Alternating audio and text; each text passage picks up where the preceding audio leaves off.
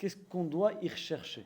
Donc, comme j'ai dit dans la première question, ça va être qu'est-ce que la Torah me veut et qu'est-ce que, deuxièmement, moi je dois y rechercher. Qu'est-ce que je dois, moi, trouver à l'intérieur de ce pays-là. Et enfin, dernièrement, si on a le temps de l'aborder, c'est quelque chose qui a ressurgi de manière importante de par les événements que l'on a vécus, qu'on est toujours en train de vivre.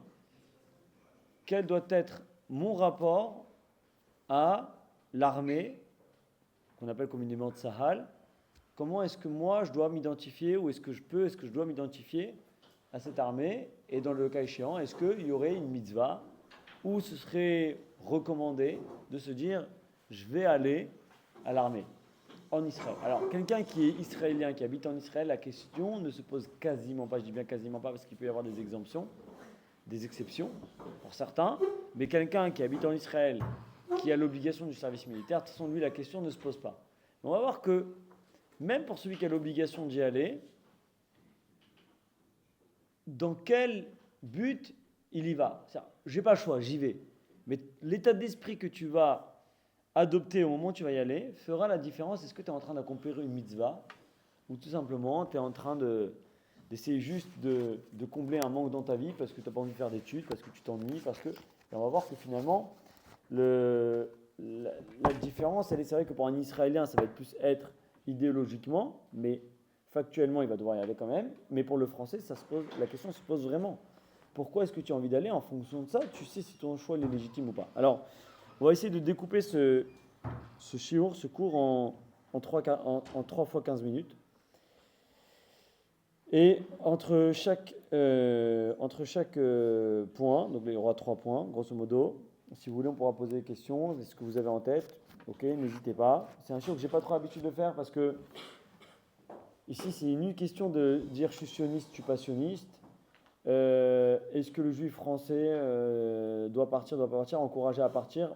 Finalement, d'une certaine manière, les choix finalement sont personnels. Et j'espère, moi, mon intérêt, mon objectif avec ce cours-là, c'est que à la fin de ce shiur, déjà de savoir soi-même ceux qui ont des questions, d'avoir des éléments de réponse pour prendre des décisions, et même ceux qui ne se posent pas la question, tout simplement d'avoir des éléments de réponse à des gens qui te poseraient la question.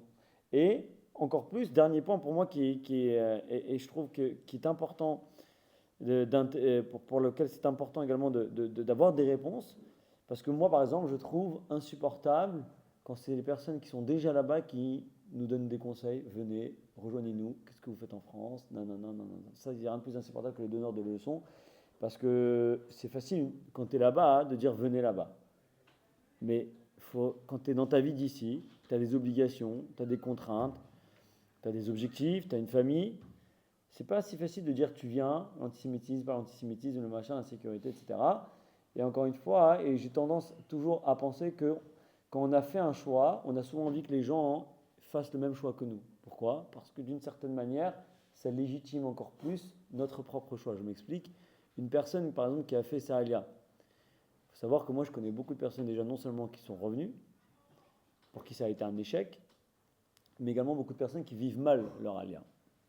Et en fait, d'une certaine manière, quand ils rencontrent des gens qui sont en France, et ils leur disent ouais, mais reviens, ils ont l'impression de se persuader d'avoir fait le bon choix, alors que ce n'est pas forcément le cas, et qu'ils ont encore des doutes au fond d'eux-mêmes, premièrement. Et deuxièmement, quand tu vois que des gens te rejoignent, tu te dis ah, j'ai raison. Parce que malheureusement, certains ont besoin du consentement de leur entourage, des gens qu'ils connaissent, pour être certains d'avoir fait le bon choix, ou en tout cas pour ne pas se sentir différent, inférieur ou autre, pour X ou Y raison.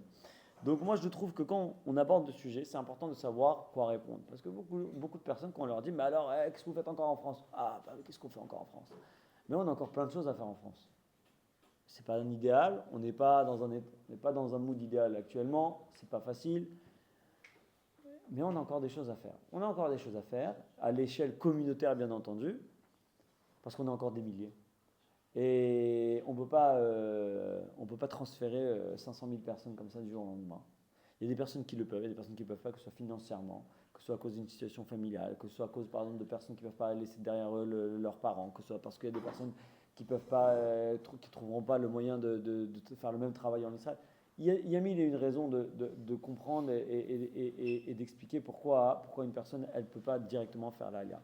Alors c'est pour ça que finalement, quand j'ai des choix à faire, eh bien, il faut déjà premièrement que je réfléchisse, encore une fois, parce que je suis juif et que mon code de conduite, c'est la Torah, de poser la question déjà, qu'est-ce que la Torah dit? Qu'est-ce que la Torah exige de moi?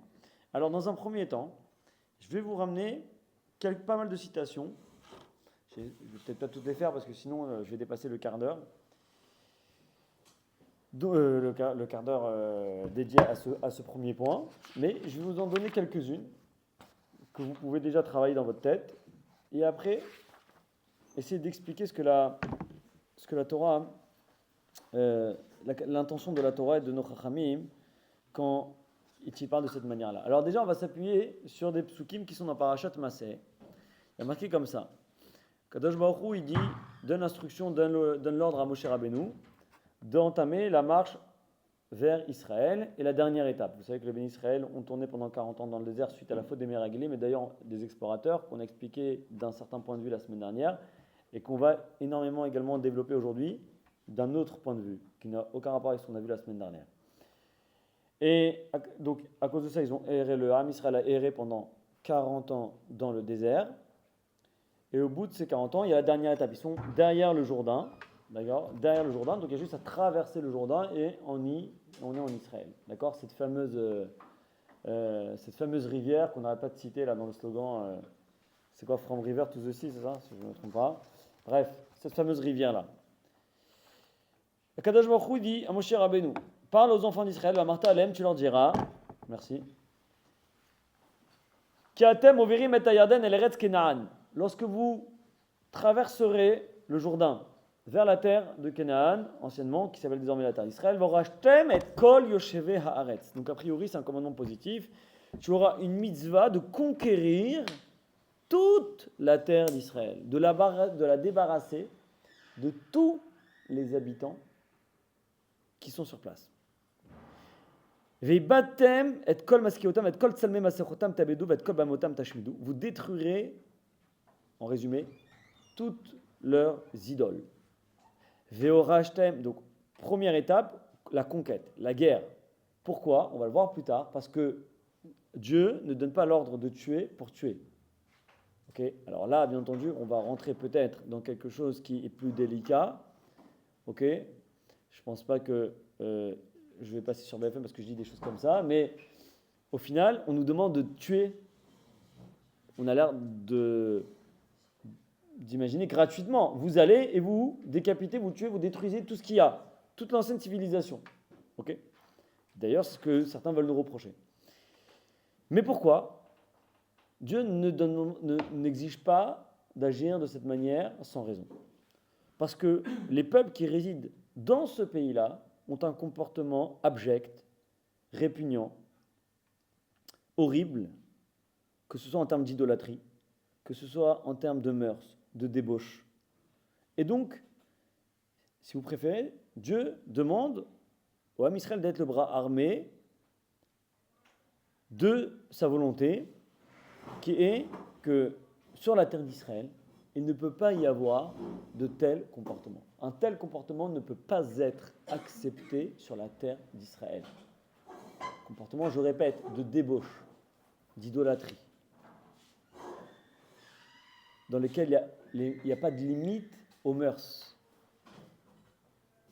On peut avoir des relations avec qui on veut, quand on veut, où on veut, que ce soit de l'inceste, que ce soit des relations homosexuelles, ce qui bien entendu est contraire à l'éthique de la Torah et à la volonté divine. Et de par ces agissements-là, l'idolâtrie également, Kadosh Baruch Hu demande à Israël, première étape, vous allez détruire tout ce qu'il y a sur place. Deuxième étape, Veorashtem et haaretz, le verset répète, il y a une deuxième mitzvah dans la mitzvah, vous allez conquérir, vous conquérirez cette terre-là, Vishavtem ba, et vous vous installerez là-bas, vous en prendrez possession. Kilachem natati et haaretz arechet ota, parce que c'est à vous que je l'ai donnée, c'est à vous qu'elle est destinée. Donc la Torah qui a été transmise il y a plus de 3500 ans. Première étape, tu conquis. Deuxième étape, tu t'installes. Vidnachaltem et haaretz begora lemishpechotechem. Et une fois que tu as détruit tout ce qu'il y avait, tout ce qui est contraire à l'éthique divine et de la Torah, alors vous allez partager le territoire en fonction des familles, donc par tribu, et dans les tribus en fonction des familles. Ça, ce sont les mots de la Torah. Donc oui, effectivement, du point de vue de la Torah, non seulement le Ham Israël a une légitimité d'habiter sur cette terre-là, mais également d'y résider.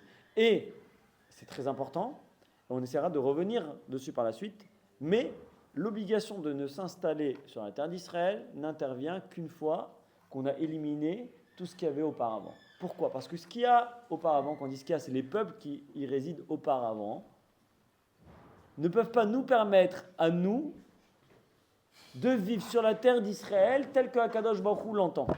De par l'influence, de par les problèmes que ça va entraîner, de par les conflits qu'il y aura par derrière, qu'il y aura par la suite. Akadosh Baruch Hu a dit, faites les choses dans l'ordre. Faites les choses dans l'ordre. Sinon, vous subirez premièrement l'influence de ces gens qui résident déjà. Et deuxièmement, la terre, elle ne supportera pas cette opposition de débauche et de gdoucha, de pureté, d'impureté, d'élévation spirituelle et de bassesse matérielle. Ça, c'est ce que te dit le pasuk. J'ouvre une parenthèse. Lorsque le Ham Israël va à la conquête, plus tard, d'Eretz Israël, la première conquête, avec Yehoshua, ils décident, une fois qu'ils ont réussi à éliminer, à effacer et à libérer une grande partie du territoire, de s'installer sur le territoire qu'ils ont déjà libéré. Et dans le sens où ils disent, ils pensent, ils suggèrent, on a déjà assez de place pour vivre, pas besoin d'aller plus loin, de faire encore plus de guerres, de faire encore plus de morts. Parmi ces territoires-là, il y a un territoire qui n'a pas été conquis par Israël. Et que depuis la première conquête, ça a toujours été notre ennemi. C'est le territoire qui aujourd'hui est défini comme la bande de Gaza. C'est plus le même peuple. À l'époque, c'était les Philistins. D'ailleurs, les Palestiniens, ça vient de ce mot-là, mais c'est pas le même peuple, il faut savoir. C'est les Philistins.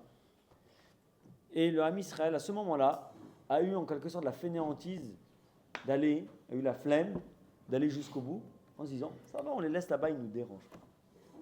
D'une certaine manière, un Mida Keneged Mida, Kadosh Baruch Hu leur dit, vous n'êtes pas allé jusqu'au bout des choses, et bien sachez que vous en paierez les conséquences jusqu'au bout, jusqu'à la venue du Mashiach. Et que ce soit lorsqu'il y avait le roi David, et avant le roi David, après le roi David, ça a toujours été le peuple qui a résidé dans cette parcelle de territoire qui rikiki, a toujours posé problème, a toujours été en conflit avec l'Am Israël. Je referme la digression. Ça, c'est pour notre réflexion et pour que vous compreniez bien que à chaque fois que le juif, que le peuple d'Israël veut s'éloigner d'Hachem, alors c'est à ses risques et périls et qu'on doit accepter derrière d'en subir les conséquences. Oui. Vous avez évoqué le fait qu'il dit qu'il faut combattre ceux qui ont fait de l'idolâtrie. Aujourd'hui, les religions qui sont présentes sur place... Ah non, bien sûr. Alors cette partie-là, on ne peut plus la faire actuellement. Parce que d'où vient, bien entendu, la question d'un État de juifs ou un État juif. Aujourd'hui, on est dans un entre-deux, dans un en même temps, cher à notre président de la République, en même temps. On est en même temps l'État des juifs et en même temps un État juif. Dans le sens où, oui, Baruch Hashem, on a certaines institutions qui sont bien installées, qui sont fortes, mais malheureusement, le gouvernement, et surtout la Cour suprême, se veut à 100% laïque. Et donc, nous empêche à nous de vivre conformément à l'exigence de la Torah, à l'exigence qu'un juif devrait s'imposer. À bon escient, à mauvais escient, je ne suis pas là pour faire de la politique. Moi, ça ne m'intéresse pas la politique, ce qui m'intéresse, c'est la Torah. Après, vous, si vous voulez de votre côté en faire un débat politique à table ce Shabbat, c'est votre problème à vous. Seulement que la différence entre en faire un débat politique et en faire un débat toraïque, il y a une grande différence. Quand tu fais un débat politique, c'est un débat sans fin. Chacun a son avis, chacun a ses opinions. Tu peux débattre 10 heures, 100 heures, 100 ans de c'est la gauche, c'est la droite, enfin pas l'extrême gauche, entre nous en tant que juifs en tout cas, mais tu peux débattre, tu auras toujours des arguments à opposer à l'autre en disant oui, c'est mieux de voter à droite, c'est mieux de voter centre, c'est mieux de voter un tel, c'est mieux de voter un tel. Ça, c'est des débats sans fin. Mais quand la Torah te dit quelque chose, il n'y a pas de débat. C'est-à-dire que Akadosh Baruch Hu ne te demande pas ton avis. Est-ce que tu négocies avec Dieu? Tu ne négocies pas avec Dieu. Donc l'idée ici, c'est d'avoir des arguments religieux de la Torah afin de définir une vision claire, un rapport clair que je dois entretenir moi avec la terre d'Israël. Après, si j'arrive à convaincre des gens ou pas, c'est un autre problème. Ça, tu en fais ce que tu veux. Mais déjà, essaie de te convaincre toi-même. Parce qu'aujourd'hui, le manque qu'il y a chez beaucoup de jeunes, et il se voit clairement au travers des questions, c'est qu'en fait, on n'a pas de conviction. C'est pour ça qu'en fait, on réagit souvent sous l'émotion. Il y a un événement terrible qui se passe, tu vas réagir sous l'émotion. C'est ça le problème. Tu vas être en difficulté, tu vas réagir. C'est souvent la difficulté d'ailleurs qui nous fait réagir sous l'émotion. Alors que l'émotion est très, je peux en rejeter des très mauvaises conseillères. Il ne faut jamais réagir sous l'émotion, il faut réfléchir avec sa tête. Il faut réfléchir avec sa tête de manière cartésienne et comment dire, et lucide. Ok. Donc cette mitzvah-là, elle est claire. Donc voilà, il y a deux étapes dans cette mitzvah-là. Mitzvah tasser le Rambam dit, shejvu beretz baaretz veyarshu ota. Et donc il y a cette mitzvah-là de s'installer, de la conquérir. Premier point. Le Sefer Achinu rajoute la chose suivante et dit comme ça. Mitzvat assez les dorot, mitrayev kol yachid mimenu, vafilu bizman galut kiadoua betalmud bimkomot arbe. Cette mitzvah-là nous engage au-delà du temps, au-delà des époques, à chaque personne individuellement parlant, parce que là, on rentre sur le deuxième point, est-ce que c'est une obligation collective? C'est-à-dire, j'ai une armée forte qui peut conquérir cette terre-là, donc aujourd'hui, il n'y a plus la conquête proprement parlée à faire, puisqu'on peut s'installer. Donc, il y a le deuxième point qui est, de quelle manière je peux vivre avec les autres nations, les autres religions qui sont sur place. Mais, mis à part ça, donc on voit, il y a une discussion, est-ce que c'est collectif ou est-ce que c'est individuel? Et le Sefer Mitzvot lui dit que dans toute génération, quelle que soit l'époque, chaque juif, de manière individuelle, a une obligation individuelle de venir habiter en Israël et que cette mitzvah concerne chacun d'entre nous. Donc déjà, ça nous met une première étape, un premier point très important qui est, oui, il y a une mitzvah. Okay. Est-ce que cette mitzvah, elle est que à l'époque de Moshe ou elle est n'importe quelle époque? Il a l'air de dire, de sortir de tous les poskim, que cette mitzvah va au-delà des époques. Certains veulent dire que c'est Dafka, particulièrement s'il y a le Bet Amikdash, qui lui nous permettrait de vivre un judaïsme complet à 100%. Certains disent que non, ce n'est pas nécessaire d'avoir le Bet Amikdash, c'est indépendant du Bet Amikdash. On a les deux opinions. Les deux opinions sont finalement, on peut s'avancer, ce sont des pions que l'on peut avancer. Pour dire oui, il y a une vraie mitzvah, il y a une obligation, non, il y a juste une mitzvah sans obligation. En tout cas, ce point-là, il reste à définir, est-ce que c'est lié au Bet Amikdash ou pas. La Mishnah dans Masechet Tuvot dit pareil, à Kol Malin Eretz Israël, tout le monde doit monter en Eretz Israël, et quand un homme monte,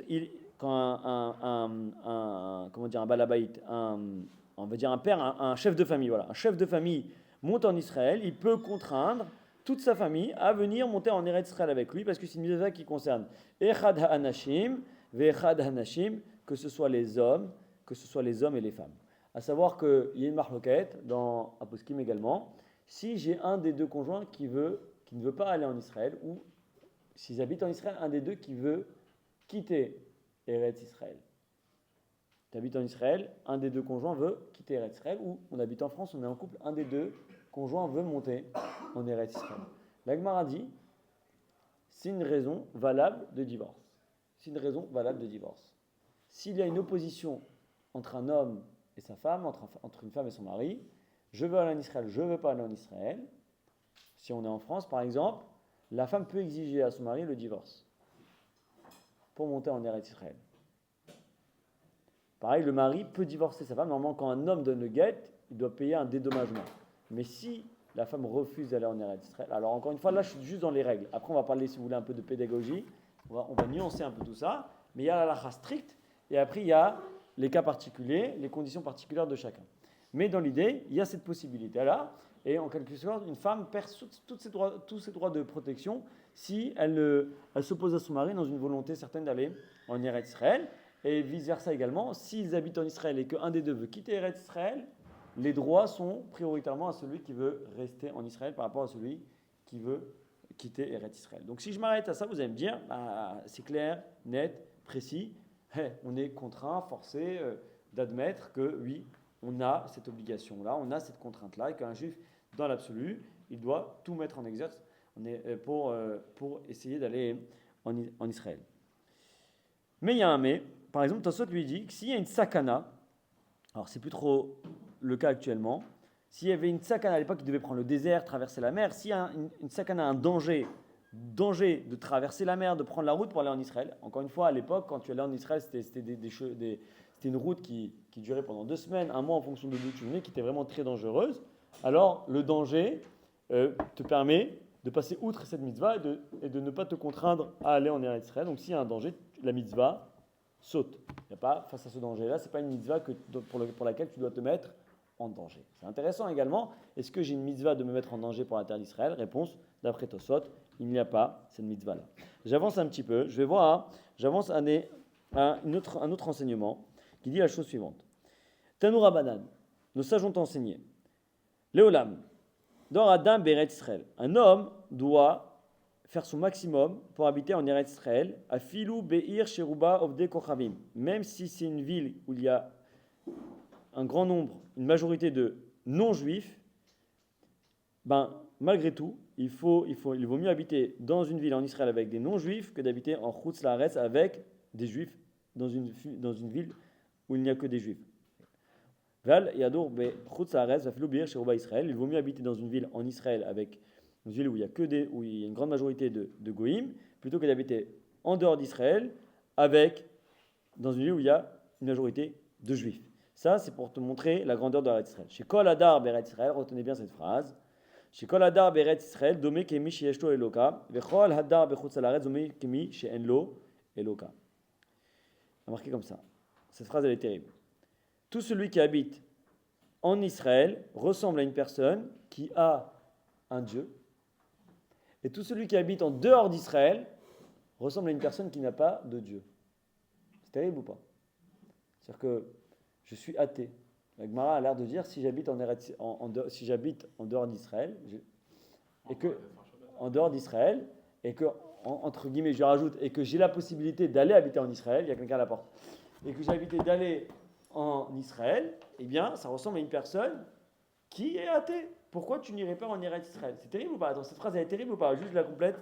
Et comme ça, le Marlecha Kol Hadar Bechutz Laaretz, il y a un autre dicton qui va plus loin. Il y a une différence entre être athée et être idolâtre. Être athée, je ne crois pas en Dieu. Idolâtre, c'est jouer à l'inverse. Et il y a un autre enseignant qui dit Kol Hadar Bechutz Laaretz, celui qui habite en dehors d'Eretz Israël, qui loue Oved Avodat Kochavim, on peut considérer que c'est un idolâtre. C'est dur, hein ? Ça te fait peur ? T'en penses quoi, toi ? Tu penses que t'as un Dieu ou t'as pas de Dieu ? Ah. Non ? T'as une question ? Le truc, c'est c'est bien d'habiter en Israël, même dans une ville où il n'y a presque pas de juifs. Exactement. Mais dans ce cas-là, c'est se mettre en danger.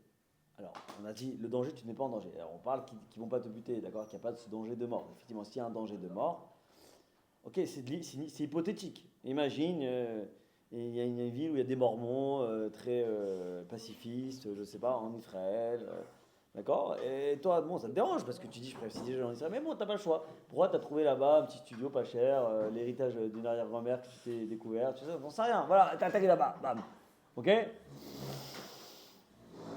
C'est mieux d'habiter là-bas que d'habiter dans une ville en Chutz Laaretz où il n'y a que des juifs. Incroyable. Mais ce qui m'intéresse et ce qui est plus dur, et c'est dur à entendre, ce que dit le verset. Tu as l'impression, le verset te dit, c'est pas le verset, là on est dans la Gemara, celui qui vit en dehors d'Israël n'a pas de Dieu, est considéré comme une personne qui n'a pas de Dieu. Qui n'a pas de Dieu, c'est terrible. Ah, c'est une bonne question, alors on arrête tout. On arrive à Kippa, on jette tout et puis on va en boîte là direct après, on va tout de suite quoi, on va pas attendre. Hein. Ça te chauffe ? Tu préfères ce plan-là ? Non, je pose la question, dis-moi. Ici, on dit tout. Tiens, on est entre nous. Non, mais il n'y a pas de problème. C'est dur ou c'est pas dur ? C'est dur. Qu'est-ce qui est facile ? Alors voilà, il faut comprendre. Ok. J'en déduis qu'à la fin du cours, on commande McDo. Moi, j'aimerais bien goûter la même chose. Ok. Bon, avant de répondre, regardez la phrase suivante. Bizarrement, juste après la Gemara, tu vas me dire, la Gemara, elle est schizophrène. Elle te dit ça. Et qu'est-ce qu'elle te dit juste après? La Gemara te dit, Kol haolé mi Bavel et Eretz Israël. À l'époque de la Gemara, à l'époque du Talmud, la puissance talmudique et rabbinique se trouvait à Bavel. D'accord? Bavel, c'est l'Iran. C'est l'Iran actuellement, donc à l'est d'Israël. La diaspora était plus importante que le nombre de Juifs qui habitaient en Israël. Et Rav Yehuda dit la chose suivante. Rav Yehuda qui était en Israël, qui n'était pas en Israël justement, qui était à Bavel, dit la chose suivante. Il a donné cet enseignement dans sa yeshiva. Kol haolé mi Bavel et Eretz Israël, over be'aseh. Tout celui qui quitte Bavel pour aller en Israël transgresse un commandement de la Torah. Vous m'avez suivi ou pas? Je vous ai perdu? Je parle de géographie. Tout celui qui quitte Bavel pour aller en Israël transgresse un commandement de la Torah. Vous avez compris le problème ou pas? Nous, on vient de dire l'inverse. On va dire qu'il fallait tout prix en Israël. Lui, il te dit quoi? Lui, il te dit, si, c'est même Israël, t'inquiète, c'est la même carte. From the river to the sea, Baba. Allez. Oui, mais c'est les gens qui vivaient là-bas, la façon de commencer le vivre. C'est le même territoire. Nous, on parle de territoire, on n'a pas encore parlé des gens. La preuve, c'est qu'on a dit tout à l'heure, même si tu vas dans une ville de Goïm en Israël, on l'a dit ça. Donc finalement, tu vois bien que les gens m'importent peu pour le moment. Là, on te dit, si tu habites en dehors d'Israël, c'est comme si tu n'avais pas de Dieu. Et après, on te dit, Rav Yehuda, il te dit, si tu quittes Bavel pour aller en Israël, tu transgresses la Torah. Alors je fais quoi, Rabbi? Vous me dites d'y aller ou je n'y vais pas? Parce que la route, elle était dangereuse. A priori, non. C'est pas le cas. Il y avait beaucoup de caravanes à l'époque qui allaient d'un but. A priori, non. Ok? A priori, non. Avant de vous donner la réponse, je vous mets les derniers éléments que ramène la Gemara par rapport à la Chashivut, à l'importance de la terre d'Israël. La Gemara dit comme ça, donne beaucoup de, comment on dit des maralotes, des degrés, ouais, exactement, de degrés de degrés positifs, d'accord, par rapport à la puissance d'Eretz Israël. Voilà, le premier, Kol Hadar Be'eretz Israël, je vous les mets, il y en a beaucoup, mais je ne vais pas tous vous les donner, je vous donne 2 ou 3. Kol Hadar Be'eretz Israël, Sharoui Be'elo Avon. Tout celui qui habite en Israël est une personne qui est nulle de faute. Bizarre, hein? Quand tu vas à Tel Aviv, tu dis, Baba, compliqué, d'accord, compliqué. Bizarre cette phrase. Autre phrase, Kol HaKavur Be'eretz Israël, tout celui qui est enterré en Israël, Kilou Kavur Tachat HaMizbeach, c'est comme s'il était enterré à l'endroit du temple, à côté du Mizbeach, l'endroit où on faisait les sacrifices, pour montrer le niveau. Donc ça, c'est pour montrer le niveau de la terre d'Israël. Et pourquoi c'est important? Parce qu'on dit que à Triat HaMetim, lors de la résurrection des morts, ceux qui sont en Eretz Israël vont se lever en premier. Et il y a une Mara qui dit, Rabbi Elazar, il dit que par contre ceux qui sont enterrés en dehors d'Israël, Enam Haim, eh bien ils peuvent pas revivre. C'est pas la vie de tout le monde, mais c'est intéressant de noter même l'importance d'habiter en Eretz Israël, d'être enterré en Eretz Israël. Le dernier point que je vous ramène, au hasard, Kol hame'alech arba amot be'eretz Israël, chaque pas que tu fais en Israël, c'est une mitzvah. Et comme tu fais des mitzvot constamment, donc tu es assuré d'avoir ta place dans le monde futur, dans le Zman Mashiach. Alors elle fait des mitzvot. Alors on va voir. Est-ce qu'elle peut être tranquille? Ce serait pas si simple. Ouais, ce serait pas si simple. C'est pas si simple. Ok, alors on y va. On va commencer à donner des éléments de réponse, sinon là, on n'a même pas terminé. J'ai même plus dépassé mon quart d'heure. Je ne pensais pas que ça me prendrait autant de temps. J'ai mal calculé mon truc. Alors on y va.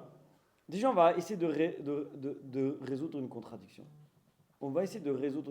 Cette contradiction que nous dit Rav Yehuda, il nous dit qu'on ne doit pas quitter, il doit pas quitter Tu as réponse à Yaakov, c'est pour la commande, je pense. Tiens, non, toi, tu connais pas Yaakov. Tiens. Tu connais pas. Je ne connais pas. On a personne en encore. Ok. Mechila, Jamais. t'inquiète, la semaine prochaine, t'auras du boulot. Allez.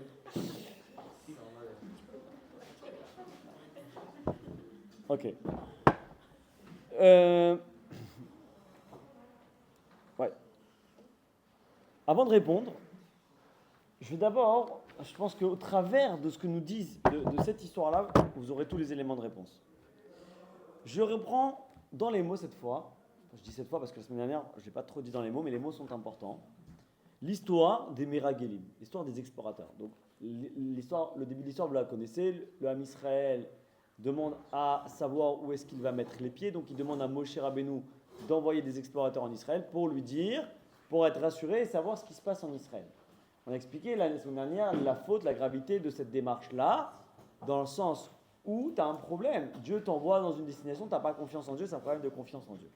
Mais ce qui va nous intéresser, c'est comment comprendre certains éléments de cette histoire-là. Donc je vous la fais bref, j'essaie de la lire en soulignant ce qui est important. Regardez, écoutez plutôt. Shelach lecha anashim. Dieu dit à Moshe Rabbeinu, envoie des hommes. Ve'aturu et eretz Kenaan. Et ve'aturu.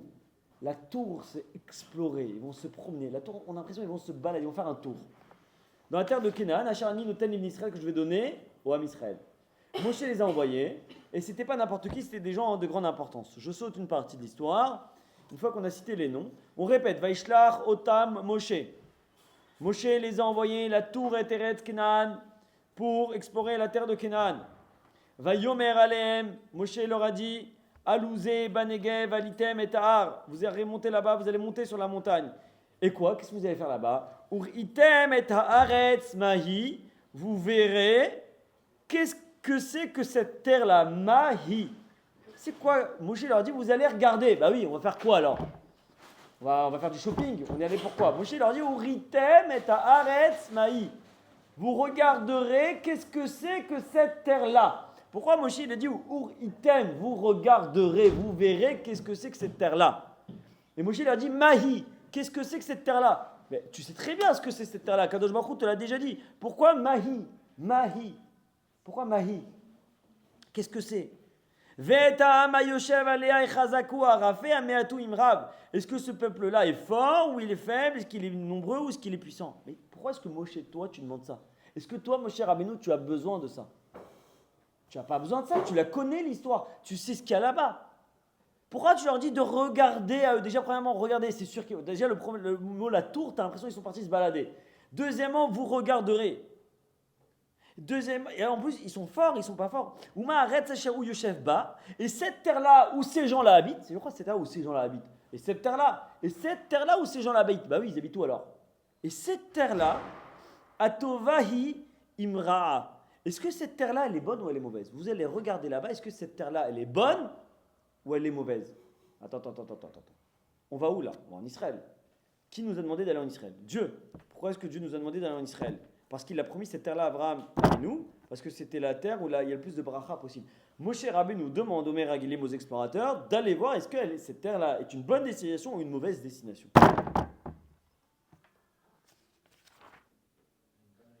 Non, mais il y a un problème dans la formulation de Moshe Rabbeinu. Uma haaretz hashemena hi. Est-ce que cette terre-là est une terre qui produit hashemena, qui est grasse, qui est fertile? Ayesh ba'etz imayin. Est-ce qu'il y a des arbres qui poussent là-bas ou il n'y a rien qui pousse? Attends. Tu nous vois dans le désert. On les connaît les questions. Moshe leur dit quoi? Vit hazaktem. Vous serez fort. Vous serez fort. Ou le kartem mi periaetz. Vous serez fort et vous prendrez des fruits de la terre. C'est quoi? Vous serez fort et vous prendrez des fruits de la terre. Je ne comprends pas. On connaît l'histoire. Vous la connaissez, toute cette photo que vous voyez que depuis qu'on est gosse, ils ont porté une grappe de raisin à 4 et une grenade énorme, etc. Et eux, ils ont utilisé ça pour dire, regardez, c'est des géants là-bas. Regardez ce qu'on vous ramène, ça, c'est les fruits qu'ils mangent. C'est des géants. Tu vois. Vous ne connaissez pas encore les Tunisiens à l'époque, tu vois, sinon ils auraient été habitués. Mais ils disent, regardez ce qu'ils mangent. Regardez ce qu'ils mangent. Le Moshe Rabbeinu qui leur dit de faire ça, en plus en sachant ce qu'ils vont faire par derrière pour légitimé. Tu comprends pas. Tu comprends pas. Et à la fin, Vayamim, et cette période-là, vous savez, c'était quelle période? Conclusion 1. Donc Moshe Rabbeinu leur dit ça, fermez les guillemets, et avant de fermer le verset, avant qu'ils partent, avant de leur dire bye bye, ok? Vayamim, Yemem et Koraïm, quand ils sont allés, c'était la période des vendanges. C'était la période des vendanges. Qu'est-ce que je m'en fiche qu'ils soient allés au printemps, en hiver, en automne? Qu'est-ce que je m'en fiche? On comprend rien. On comprend rien. Nous, l'histoire, on l'entend. Mais en fait, quand vous allez au fond des choses, Vaya Alou, ils sont montés. Vaya Tourou et Taret. Et ils ont tourné dans la terre. Encore une fois, je me répète, ils ont tourné dans la terre. Vaya Alou. Ou bien Vaya Alou, Vaya Tourou et Taret. Et à la fin, quand ils reviennent, donc ils ont pris les fruits, etc., je saute. Vaya Chouvou Mitour Haaret. Ils sont revenus de leur tour sur la terre, de leur balade. Vaya Roum, ils leur ont montré les fruits qu'ils ont récupérés avec eux. Et après, qu'est-ce qu'ils leur disent? Ils racontent. On est allé là-bas, et c'est une terre, elle est géniale. Vegam, Zeavatrala, Budashi, Peria, elle produit, elle est magnifique, il y a à manger, c'est un kiff. Mais tout ça, ça sert à rien, parce que là-bas, c'est des géants là-bas. Ils ont une armée extraordinaire. On ne pourra rien faire contre eux. Des villes fortifiées, etc. C'est mort, c'est mort, c'est mort. Et ils ont mal parlé. Ils ont mal parlé de la terre qu'ils avaient explorée. Ils ont mal parlé. Pourquoi ils ont mal parlé de la terre qu'ils avaient explorée? Et ils ont dit cette fameuse phrase qu'on entend malheureusement des fois. Ils ont dit Eretz ochelet yosheveha hi. Et c'est une terre qui mange ses habitants. Et tous les gens que l'on a vus là-bas, c'est des gens puissants. Ils n'ont pas encore le verbe qu'on a vu. Vesham Reinu, et on a vu des gens puissants. Ils répètent, on a vu. Vanehi be'enenu, et dernière phrase très très bizarre. Vanehi be'enenu kachagavim. Nous étions à nos yeux comme des sauterelles, et ainsi nous étions vus par les habitants là-bas. Juste, je termine sur cette question avant de vous amener des éléments de réponse. Il parle de géants. On est d'accord? Il parle de géants. Quand tu as un géant en face de toi, lui, il te voit comme une fourmi, comme une sauterelle, ce que tu veux. Mais est-ce que toi, tu te vois comme une sauterelle ou comme une fourmi? Non. Lui, le verset, il dit, nous étions à leurs yeux, kachagavim, comme des sauterelles. Insignifiants.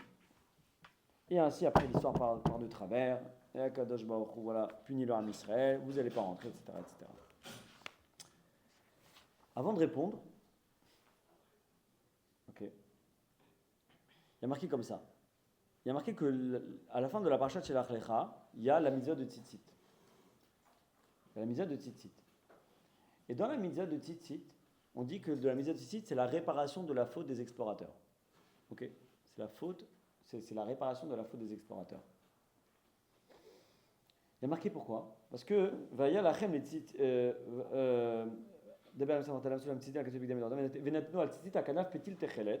Vous allez mettre un fil de bleu azur, c'est un bleu qu'on n'a plus aujourd'hui donc on ne le met pas, un fil de bleu azur, et vous regarderez ce fil-là, et vous vous rappellerez de toutes les mitzvot d'Hachem. Et vous ne suivrez pas ni votre cœur, ni vos yeux, en regardant ce fil-là, tu comprends pas, on dirait que c'est un fil magique. Et à la fin, je suis l'Éternel votre Dieu qui vous est sorti de la terre d'Égypte. Le rapport. En quoi cette faute-là, elle expie la faute des Meraglim? Pourquoi précisément la faute des Tzitzit? Et deuxièmement, quel rapport? Je suis l'Éternel votre Dieu qui vous est sorti de la terre d'Égypte. Dans un autre verset, dans la Torah, il est marqué, je vous ai sorti de la terre d'Égypte pour que vous montiez en Eretz Israël.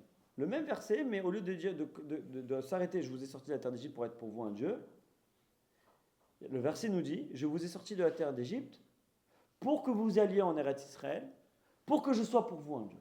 Et là, ça va être notre élément de réponse. Ça va être notre réponse, tout simplement. Tout court. Le Kadosh Baruch Hu nous dit clairement dans la Torah que tout l'objectif de la sortie de Mitzrayim, d'Égypte, c'était pour une seule raison, d'aller en Eretz Israël. Et pourquoi est-ce qu'il y a besoin d'aller en Eretz Israël? Pour que Hachem soit notre Dieu. Mais pourquoi il ne peut pas être mon Dieu ici? On a posé la question tout à l'heure, vous vous rappelez tout au début, je vous ai demandé de vous rappeler de cette phrase-là. Il y a marqué celui qui habite en dehors d'Israël, c'est comme une personne athée qui n'a pas de Dieu. On a expliqué, on a dit c'est révoltant, c'est bouleversant. Comment vivre notre judaïsme dans ce cas-là, dans cette situation-là, si on n'habite pas en Eretz Israël? En fait, il faut comprendre que l'objectif suprême, c'est d'aller en Eretz Israël, mais pour une raison, pour trouver Akadosh Baruch Hu. Parce que le meilleur endroit pour trouver Dieu, c'est en Eretz Israël. Donc l'objectif d'aller en Eretz Israël, il est forcément assujetti à ma volonté de trouver Dieu au travers de mon installation en Israël. Et que c'est une condition sine qua non pour rentrer dans un idéal de judaïsme, et que sans ça, ce n'est pas possible. Pourquoi? Parce que, comme dans toute situation, comme dans tout élément dans ta vie, tu as besoin d'un cadre. Tu as besoin d'un cadre précis pour évoluer. De la même manière que si tu veux apprendre un métier, tu es obligé d'aller dans certaines écoles, tu peux aller dans n'importe quelle école, tu ne peux pas faire que rester à la maison. Que quand tu veux voir certaines choses apprendre, tu dois aller dans les endroits qui sont destinés à ces choses-là que tu vas apprendre. C'est-à-dire qu'il y a des endroits propices pour apprendre, il y a des endroits propices pour s'amuser, c'est en fonction de ce que tu veux, tu dois aller dans des endroits qui cadrent ta volonté, qui sont compatibles avec ta volonté. C'est que de cette manière-là que tu pourras t'élever. Mais nous, on doit aller à quelque chose d'encore plus important, plus élevé que ça. C'est-à-dire là, on n'est pas juste dans le cartésien, on est également dans le spirituel. C'est-à-dire que c'est la terre où Akadosh Baruch Hu a décidé qu'il y aurait le plus de kedusha, de sainteté possible. Et donc en fait, un juif, s'il veut s'élever, il doit être attiré par la kedusha. Il doit être attiré par cette proximité avec Akadosh Baruch Hu. La terre d'Israël a marqué dans Dvarim que Eretz Asher Tamid Ene Elokecha Bo. C'est la terre où Akadosh Baruch Hu a toujours les yeux rivés dessus. La terre où Akadosh Baruch Hu a toujours son regard dessus. Akadosh Baruch Hu a toujours le regard rivé sur la terre d'Israël. Enregistrez bien ça. Alors là, il n'est pas là? Il est là, mais c'est moins direct. Comme on dit, il y a le palais et il y a la cour du palais. Quand tu es dans la maison du roi, c'est pas pareil que quand tu es dans tu es dans les autres pièces, dans les autres appartements ou dans les autres propriétés ou dans le jardin. Plus tu es proche d'Akadosh Baruch Hu, plus ça l'intéresse de regarder ce que tu fais. C'est pas que ça l'intéresse pas, mais on va dire qu'il fait moins attention. Quand tu es en Eretz Israël, il fait attention à chaque chose que tu fais. Mais malheureusement, comme vous le savez, plus il y a de la Kedusha, plus il y a de la Touma. Plus il y a de la sainteté, plus il y a de la spiritualité, plus il y a de la matérialité et de la débauche. Les opposés s'attirent. Akadosh Baruch Hu a construit le monde de cette manière-là. Plus je vais m'élever, plus en face de moi, j'aurai un antagonisme qui va me pousser à aller dans l'autre sens, ou m'énerver, ou me contrarier, ou me remettre en question, me dire mais en fait où est-ce que je vais? Qu'est-ce que je dois choisir? Ça c'est la terre d'Israël. La terre d'Israël c'est le cocon idéal pour t'élever, mais il y a un mais. Et le mais on le voit avec les Meragilim. Ça veut dire quoi? Je ne vais pas reprendre dans les mots parce qu'il est déjà tard et que je pense qu'il y a pas mal de questions à résoudre. Moshe Rabbeinu a vu qu'est-ce qu'il veut avec les explorateurs. On a posé tout un tas de questions. Vous allez regarder, vous allez tourner. En fait, la terre d'Israël, elle a double tranchant. Soit tu as l'impression de rien voir, soit tu as l'impression de tout voir. Soit tu as l'impression de rien voir, soit tu as l'impression de tout voir. C'est-à-dire que d'un autre côté, tu vas aller à Tel Aviv, tu vas rien voir. Où tu vas voir la Kedusha? Nulle part. Tu vas aller à Yerushalayim, tu vas ressentir des trucs de fou. C'est-à-dire qu'en fait, en fonction de toi, où est-ce que tu veux mettre ton regard, tu vas sentir. Tu vas sentir les choses. Et en fait, Moshe Rabbeinu dit aux explorateurs, attention, n'allez pas là-bas juste pour vous balader. Allez là-bas pour regarder. Allez là-bas pour savoir ce qu'il faut savoir. Et pas quoi? Et pas vous, avec vos idées tordues, d'aller là-bas dans votre intérêt personnel. Parce que si tu vas là-bas avec ton regard personnel à toi, tu vas forcément trouver des choses à redire. C'est-à-dire, qu'est-ce que tu vas faire en Eretz Israël? Pourquoi tu vas là-bas? Et si tu vas pour les mauvaises raisons, et si tu n'es pas canalisé, et si tu ne sais pas où mettre ton regard, et si tu ne sais pas quoi chercher, tu ne verras que du mal, tu ne verras que du mauvais. Tu peux très bien te focaliser sur le terrorisme, tu peux très bien te focaliser sur la débauche, tu peux très bien te focaliser sur le caractère des Israéliens qui est pourri, tu peux très bien te focaliser sur les problèmes sociaux qu'il y a en Israël, tu peux te focaliser sur tout. Mais ce n'est pas ça qui nous intéresse. Toi, ce qui doit t'intéresser, c'est de te focaliser sur ce que ça peut t'apporter en tant que juif d'habiter en Eretz Israël. Donc ton seul moyen de te rattacher à la bracha d'Eretz Israël, c'est d'aller avec les bons objectifs, d'aller avec le bon regard, de savoir où tu regardes, de savoir où tu mets les yeux. Et la Torah nous a dit, pourquoi est-ce qu'Akadosh Baruch Hu, il a détruit les peuples qu'il y avait là-bas? C'est pas juste pour toi, Akadosh Baruch Hu, il n'est pas cruel pour être cruel. C'est que ces peuples-là ont eu un comportement de débauché. Et donc, Vataki Aretz et Yoshivea, la terre d'Israël a vomi ses habitants. C'est-à-dire qu'en fait, la terre d'Israël, c'est pas toi qui l'as choisie. C'est elle qui te choisit. C'est la terre d'Israël qui te choisit. Et si tu n'es pas digne, alors la terre d'Israël te vomit. Et après, il y a des rappels dans l'histoire pour te rafraîchir la mémoire. Kadosh Baruch Hu leur dit, attention, pourquoi je veux que vous viriez ces gens-là? Parce que je veux pas que vous soyez comme eux, parce qu'eux, ils ont été virés, parce qu'ils ont un mauvais comportement. Et les Meragelim, ils sont allés de travers. Kadosh Baruch Hu, il a fait en sorte que lorsqu'ils aillent là-bas, ce soit facile pour eux. Mais au lieu de voir la facilité, ils ont vu les problèmes. Au lieu de voir qu'Akadosh Baruch Hu, il avait fait en sorte qu'ils soient occupés par d'autres choses et de sorte à ce qu'ils n'aient pas le temps de s'occuper de ces explorateurs-là. Eux, ils ont vu ça comme un problème, comme une maladie. Il y a des épidémies là-bas, etc. Et en plus, c'est des gens, etc. Que les Meragelim n'ont pas su regarder. Moshe Rabbeinu leur avait demandé de regarder. Et eux n'ont pas su regarder de la bonne manière, avec le bon regard. C'est ça, Uritem. Moshe Rabbeinu leur a dit, Moshe Rabbeinu, c'est sûr qu'il sait que la terre d'Israël, elle est bonne. Mais il les avertit. Mahi, qu'est-ce que vous recherchez? C'est pas aller voir la terre, les arbres, les machins. Bien sûr qu'il y a de la terre, bien sûr qu'il y a des champs, bien sûr qu'il y a de la production, bien sûr il y a ce qu'il faut sur la terre d'Israël. Mais toi, qu'est-ce que tu es parti regarder là-bas? Toi, qu'est-ce que tu es parti regarder là-bas? Eux, ils sont partis regarder quoi? Ils sont partis regarder le négatif. Parce qu'eux ne voulaient pas rentrer en terre d'Israël. Donc forcément, comme ils ne voulaient pas rentrer en terre d'Israël, ils ont tout transformé. Et le regard de l'homme transforme tout, continuellement. De manière régulière. Pourquoi? Parce que quand en fait, c'est parce que tu veux voir les choses à ta sauce, quand tu as un intérêt personnel, quand il y a un conflit d'intérêts, tu n'es pas capable de faire le bon choix, de savoir pourquoi tu fais les choses. Et si tu vas en Israël de cette manière-là, de la mauvaise manière, qu'est-ce qui te reste? Il te reste ce qui est arrivé aux explorateurs. C'est-à-dire quoi? Tes yeux pour pleurer. Parce que tu n'es pas allé là-bas. Bien entendu que c'est difficile. C'est une terre très difficile. Mais comme toute chose dans la vie, plus il y a de la valeur, plus ça se mérite. Plus il y a une chose qui a de la valeur, plus ça se mérite. Plus un produit il est cher, plus tu dois travailler pour l'obtenir. Plus une personne, elle est importante, plus tu auras besoin d'efforts pour te rapprocher d'elle. Vous savez, il y a un exemple qui est très joli. Pourquoi est-ce que les animaux, en un an, ils ont atteint l'âge adulte? Ils sont déjà à la taille adulte, ils sont développés comme des adultes. En un an, tu prends un chien, un lion, ce que tu veux, au bout d'un an, c'est un adulte. Pourquoi nous, les êtres humains, pour être adultes, il y a besoin de 20 ans? J'ai déjà posé la question, pourquoi est-ce que, s'il faut trouver des raisons à chaque chose, et pourquoi Kadosh Baruch Hu a fait les choses de cette manière-là? Pourquoi nous, pour être adulte, il faut 20 piges? Et pour les animaux, il faut 1 an. Vous avez déjà posé la question ou pas? Je me dis, c'est de la nature, c'est du pur hasard. Mais pourquoi c'est comme ça?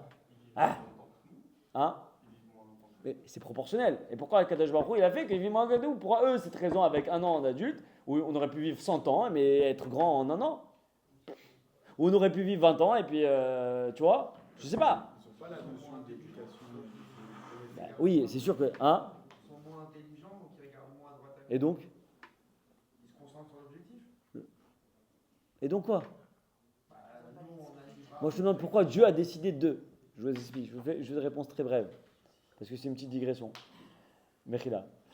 C'est que, encore une fois, plus une chose elle a du potentiel, plus il y a besoin de temps pour mettre à jour ce potentiel, pour développer le potentiel de l'élément. C'est-à-dire que plus une chose est puissante, plus tu vas avoir besoin de temps pour exprimer la puissance de cette chose-là. C'est-à-dire qu'un animal, il est limité dans ses capacités intellectuelles, dans ce qu'il peut faire de sa vie. Quasiment rien, en fait, au final, à part manger, boire, dormir. Donc, en fait, il n'y a pas besoin d'une maturation extrême. Donc, en fait, Akadosh Baruch Hu, il a calqué son cycle de croissance par rapport à son potentiel de réalisation dans ce monde-là. L'être humain, lui, il a un potentiel phénoménal sans limite. Donc, Akadosh Baruch Hu, il a dit, attends, pour exploiter ce potentiel, il a besoin que tu grandisses doucement, pour que tu aies acquis tous les bagages nécessaires pour que lorsque tu arrives à l'âge adulte, tu sois déjà construit. Donc, tu as besoin de donner du temps au temps et que l'enfant qui grandit, de lui donner l'éducation nécessaire, les outils nécessaires, les valeurs nécessaires pour que lorsqu'il arrivera à l'âge adulte, il pourra exprimer son potentiel. Mais s'il grandissait en un an, le gosse, il est dit à la rue. Il n'aurait pas eu les outils nécessaires, les éléments nécessaires pour devenir qui il doit devenir. Je referme la parenthèse. Pourquoi je vous dis ça? La terre d'Israël, c'est pareil. Terre d'Israël, c'est une terre à riche potentiel. Mais il faut lui donner le temps d'exprimer son potentiel. Et ce temps-là, comment tu vas pouvoir l'utiliser, enfin, pardon, et comment tu vas atteindre ce potentiel? Tout simplement en comprenant c'est quoi la raison d'être d'Eretz Israël. La raison d'être d'Eretz Israël, c'est d'être proche d'Akadosh Baruch Hu. Je ferme la parenthèse. Les Meraglim sont complètement passés à côté de l'affaire. Eux, ils ont cru que c'était juste un pays. Alors si c'est juste un pays, si ce pays n'est pas lié à la spiritualité, qu'est-ce que tu vas faire en Eretz Israël? Tu vas juste manger des shawarma, des falafels? Et tu vas prendre une photo avec un khayal? Magnifique. Ah, tu vas poster un story, encore mieux, vas-y. C'est ça l'objectif de Israël. C'est d'être à la plage de Natania avec une glace. C'est ça la terre d'Israël. C'est quoi la terre d'Israël? Vous allez en Israël, la moitié vont en Israël l'été. Ok, vous avez kiffé, il faut kiffer les vacances, il faut se détendre. Mais pourquoi tu vas en Israël particulièrement? En plus, qu'est-ce que nous dit le verset? Quand tu fautes en Eretz Israël, c'est pire que si tu avais fauté en Chutz La'aretz. Dans le palais d'Akadosh Baruch Hu. Je reviens en contradiction. C'est-à-dire qu'en fait, on a dit tout à l'heure, la terre d'Israël, elle t'apporte la bracha.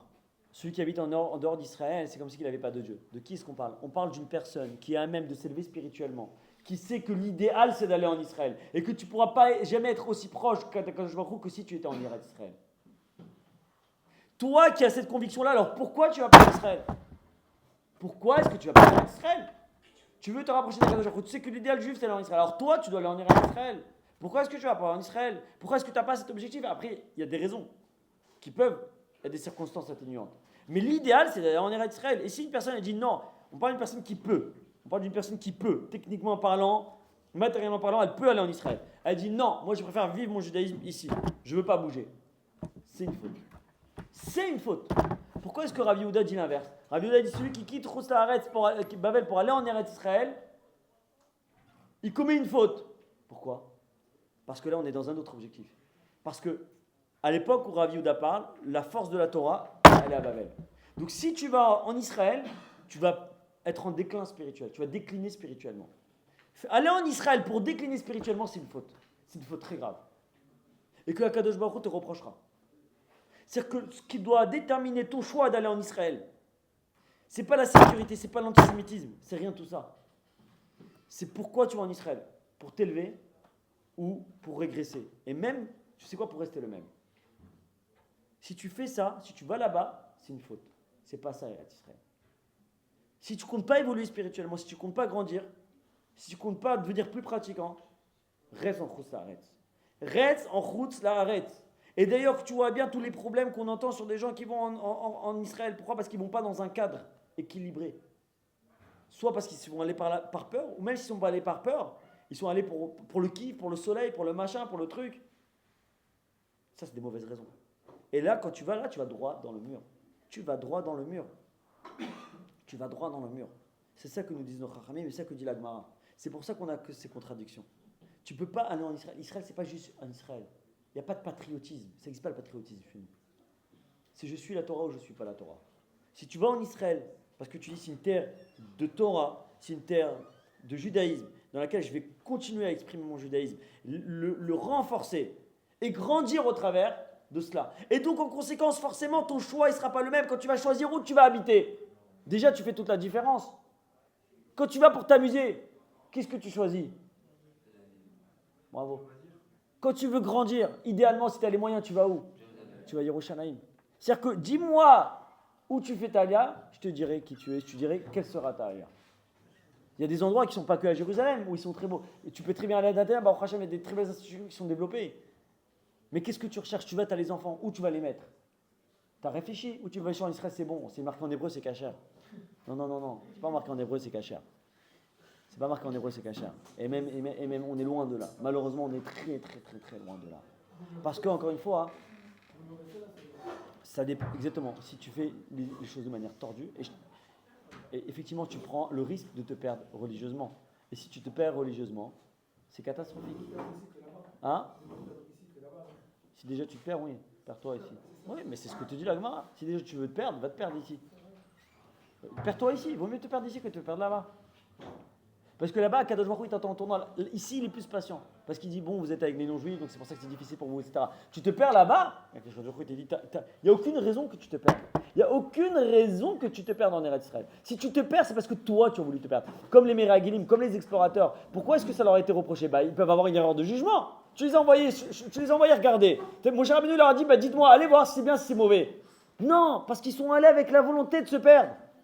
Ils ne sont pas allés avec le bon état d'esprit. Ils ne sont pas allés avec le bon état d'esprit. Comprenez bien, le choix, il est déterminant. La raison de mon choix est déterminante. Après, est-ce que je vais pas? Il y a des dizaines de paramètres à prendre en compte, comme je vous ai dit au départ. Mais premier paramètre à prendre en compte, pourquoi j'y vais? Pourquoi j'y vais? Dans quelle raison j'y vais? Et après, je peux avoir des raisons qui font que je ne peux pas y aller. Parnassa, Chinour des enfants, etc. Ça, effectivement, c'est des circonstances qu'il faut juger au cas par cas et pour lesquelles personne ne pourra répondre. Je vous dis juste 5 minutes, vraiment 5 minutes. Je pense que ça va vous intéresser.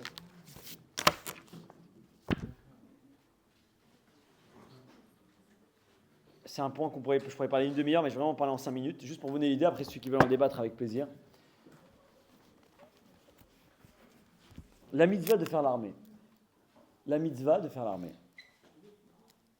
Oui, attends, juste parce que j'ai pas compris. Et quel rapport avec l'épisode de Tzitzit? Pourquoi ça rappelle la faute des explorateurs? Parce qu'en fait, c'est pour compenser la faute des explorateurs. Parce qu'Akadosh Baruch Hu, il nous dit, vous verrez les Tzitzit. Le bleu, ça rappelle la mer ça rappelle le ciel, ça rappelle Akadosh Baruch Hu. Et alors, et là-bas, on dit, regarde bien tes Tzitzit, afin que tu ne sois pas, que tu ne dévies pas à cause de ce que te montrent tes yeux et ton cœur. Ça veut dire quoi? Les Meraglim, eux, se sont laissés avoir par ce que désirait leur cœur, et donc ils ont mis leurs yeux où est-ce qu'ils avaient envie de les mettre. Regarde bien tes tzitzit pour garder le cap et savoir où est-ce que Akadosh Baruch Hu, vers quoi doit être dirigé ton cap, vers Akadosh Baruch Hu et la volonté d'Akadosh Baruch Hu. Je vous l'ai fait en 2 minutes juste pour répondre à la question. Et le cap, c'est quoi? C'est d'aller en Eretz Israël pour magnifier et se rapprocher d'Akadosh Baruch Hu. Je passe à ce dernier point de l'armée. Comment est-ce que dans la Torah on dit l'armée? Non, dans la Torah? Non, dans la Torah, Tseva. D'accord? Tseva. La tsava, c'est l'armée. D'accord? Mais c'est quoi les initiales de Tsahal? Tseva, Agana l'Israël. L'armée de sécurité d'Israël. C'est moins sexy en français, mais c'est ça. Hein. Tseva, Agana l'Israël, l'armée de protection, l'armée bouclier. D'accord? La Hagen, c'est protéger. L'armée de défense israélienne, si vous préférez. Là-bas, la Torah te dit qu'il y a une mitzvah, les tzvot, ça va d'aller à l'armée. Mais là-bas, on parle des Lévim. On parle de quelle armée? On parle de l'armée du Beth Amikdash, l'armée de Dieu, l'armée spirituelle, celle qui va être au service d'Akadosh Baruch Hu. Et juste après, il y a marqué quoi? Il y a marqué à partir de 25 ans. Qui c'est qui est apte d'aller à l'armée à partir de Ben Esri? Là-bas, on te dit à partir de 25 ans. Ben Esri, il y a deux. Il y a l'armée pure, c'est Ben Esrim Shana Vamala. Et après, il y a Esrim Vachamesh Shanim. Là-bas, il y a un verset qui dit à partir de 25 ans. Pour la faire bref, il y a plusieurs versions, il y a plusieurs moments dans la Torah où il y a ce terme-là, cette racine-là de tzadik bet qui est rapportée. Cette racine-là de tzadik bet, okay, elle a 2 connotations. Elle a la connotation de ratson. Les preuves, je ne peux pas vous les ramener, ce serait trop long. Encore une fois, j'en aurai pour une demi-heure. C'est une connotation de volonté, avoir la volonté. Et également, ça a une connotation d'être, de solidarité, d'être proches les uns des autres, de développer un état d'esprit solidaire les uns aux autres. C'est ça l'idée de l'armée. Alors, l'idée qui se cache derrière tout ça, pour faire simple, c'est qu'en fait, la première armée pour laquelle qu'on doit servir, c'est l'armée d'Akadosh Baruch Hu. C'est-à-dire que la première armée, c'est se donner à la Torah, se vouer corps et âme à la Torah, à l'étude, à Hachem, à son peuple. Ça, c'est la première idée qui découle de là. La deuxième idée, c'est quoi? C'est que si je veux aller à l'armée, c'est quoi? Ça doit être dans une volonté d'être uni, de s'unir derrière un même objectif, qui doit être celui, bien entendu, de défendre l'armée Israël, de défendre en quelque sorte l'honneur d'Akadosh Baruch Hu, dans un état d'esprit de Kiddush Hashem. Non pas pour buter des gens, non pas pour se la péter, mais dans un objectif de créer une osmose entre tous les juifs et d'être tous tournés derrière le même objectif. Et que c'est que à ce titre-là, que là, d'être cette armée-là devient une mitzvah. D'avoir cette volonté de se rapprocher d'Hachem au travers de l'union de ce qui va nous unir. Donc en fait, ce qui est mis en valeur au travers des textes, encore une fois, je vous l'ai fait très rapidement, donc peut-être c'est difficile à apprécier peut-être ce qui se cache derrière ça, mais je le referai à une autre occasion l'année prochaine. Mais c'est vraiment une volonté qu'on soit tous unis derrière, derrière une entité commune qui est Akadosh Baruch Hu, qui est derrière la Torah. Pourquoi je vous dis ça? Parce que tout autre objectif que celui-ci, qui est premièrement d'être unis dans une volonté de se rapprocher d'Akadosh Baruch Hu, eh bien, est voué à l'échec. Et que si on n'est pas, ce qu'on ne recherche pas, c'est cette unité-là, cette solidarité-là, alors on se cassera la tête, on se cassera la figure, quoi qu'il arrive. Quoi qu'il arrive. Aujourd'hui, il faut me demander, parce que j'ai dit que j'allais donner des réponses, en prenant tous les gants possibles, en imitant toutes les formes possibles. Aujourd'hui, est-ce que je dois avoir une volonté certaine d'aller en Eretz Israël, de faire l'armée? Tout va dépendre de l'objectif qui se cache derrière ça. Si c'est juste parce que j'ai rien à faire de ma vie et que je m'ennuie, alors c'est 0. Si c'est juste pour ma proie, c'est 0. Si c'est pour des objectifs personnels, c'est 0. La question c'est pourquoi est-ce que tu veux faire les choses? Il faut de l'unité. Et s'il n'y a pas d'unité, on se cassera la tête. Donc je résume, et je vais conclure avec juste une leçon que vous pourrez méditer chacun de votre côté, chacun et chacune de votre côté. On a tiré 2 leçons. La doucha de la terre d'Israël, et pourquoi est-ce qu'une armée, quel doit être l'objectif d'une armée juive? Je vous ai dit une chose. Je vous ai dit qu'il y a l'unité, il faut l'unité, et il faut la doucha. S'il manque un des deux éléments,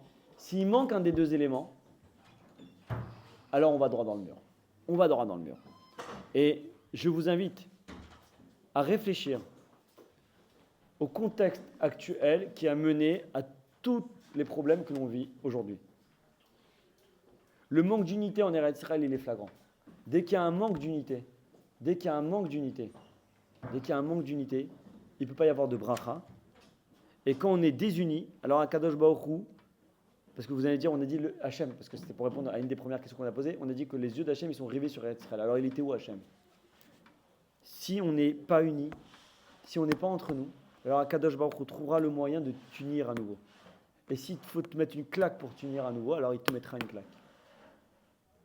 C'est-à-dire que entretuez-vous et il y aura des problèmes. Soyez unis et il n'y aura plus de problèmes.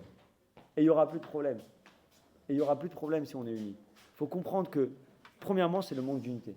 Deuxièmement, et ça c'est plus délicat, et je le dirai avec des mots en prenant des pincettes, parce que je suis personne pour juger quoi que ce soit. Mais réfléchissez juste un instant. Pourquoi est-ce que Akadosh Baruch Hu nous a donné l'ordre, nous a intimé l'ordre de détruire les peuples qui étaient là avant nous? Pourquoi est-ce que Akadosh Baruch Hu nous a donné l'ordre de détruire les peuples qui étaient en Israël avant nous? Je vous ai dit au début du cours. Parce qu'on n'aurait pas été unis avec eux. Ça, oui, mais pourquoi? Oui, mais s'ils ne méritent pas une sanction, ils ne seront pas sanctionnés. Parce que la terre peut la conquérir. Pourquoi conquérir et pourquoi tuer ces peuples-là? Pourquoi les virer? On a dit au début. La mérité.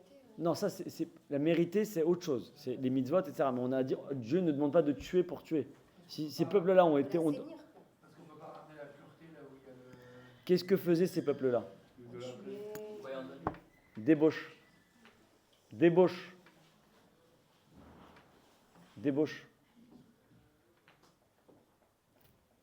Idolâtrie. Débauche, idolâtrie. Réfléchissez un instant. Je pense que maintenant on a assez de recul pour réfléchir au contexte qui ont entraîné ce malheur qui s'abat sur nous. Un juif reste un juif, peu importe ce qu'il fait. Mais malgré tout, nous, on ne peut pas faire l'économie du contexte dans lequel sont arrivées les choses. Les guerres internes en Eretz Israël et cette vision-là d'un État de juifs et non pas d'un État juif qui entraîne que, malheureusement, une perte de nos valeurs, une légitimité de la débauche et, d'une certaine manière, de ne plus reconnaître la terre d'Israël. Habiter en Israël, c'est un grand mérite. Personnellement, j'y ai habité pendant plusieurs années. Je regrette ni d'y avoir habité et ni d'être revenu, parce que Akadosh Baruch Hu guide les pas de chacun. Et encore une fois, quand nos pas sont dirigés par une volonté de progresser, de grandir, d'apporter aux autres, de Gdusha, alors ça légitime les choix que l'on fait. Mais sachez que c'est un privilège d'habiter en Eretz Israël, mais que ce privilège, il faut en être digne. Et que si une personne ne s'en montre pas digne, ou n'a pas la volonté de s'en montrer digne, tel qu'Akadosh Baruch Hu attend de lui, alors cette bracha-là, malheureusement, peut se transformer en quelque chose d'autre, pour ne pas le nommer. Et donc, c'est pas qu'une question de patriotisme ou pas de patriotisme. La question, c'est pourquoi je fais les choses. Interrogez-vous sur ça. Est-ce que dans mon cheminement, dans ma recherche de qui je suis, qui je veux être, quel juif je veux devenir, quel juif je veux construire, quels enfants juifs je veux avoir, c'est là que vous trouverez les réponses de ce que vous devez aller en Israël et pas en Israël. Alors oui, bien entendu qu'il y a des circonstances qui poussent qu'on doit réfléchir maintenant dans l'urgence à cause de l'antisémitisme, à cause de l'insécurité. Mais aujourd'hui, même si c'est très malsain comme ambiance, c'est pas ça qui doit vous pousser si jamais à faire des choix de partir ou de ne pas partir. Au contraire, ces choix-là, ils vous mettent en danger parce que, le contexte vous met en danger parce qu'il vous pousse à faire des choix sous le coup de l'émotion. Et il n'y a rien de pire que de faire un choix sous le coup de l'émotion. Et donc ma réponse finale, c'est ni oui, c'est ni non. Ça dépend de ce que j'ai dans mon cœur et dans ma tête.